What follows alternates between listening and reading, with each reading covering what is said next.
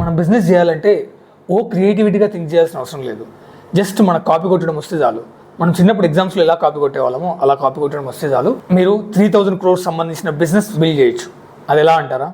జైపూర్ సంబంధించిన ఇద్దరు brothers Rahul and Mohit Yadav అని చెప్పేసి వాళ్ళు 2020లో ఒక కంపెనీ స్టార్ట్ చేశారు. ఆ కంపెనీ పేరు వచ్చేసి ద మినిమలిస్ట్. అండ్ ఎగ్జాక్ట్గా 5 years తర్వాత 2025లో అదే company Hindustan Unilever 3000 crores acquire చేసుకుంది. 3000 crores పెట్టి మరి ఆ కంపెనీ ఉన్నదంటే అది స్పెషల్ ఏంటి అంటే ఈ కంపెనీ స్ట్రాటజీ ఏం ఫాలో అయింది అని మనం తెలుసుకుందాం. అదేంటంటే ఫస్ట్ అండ్ ఫార్మోస్ట్ కాపీ.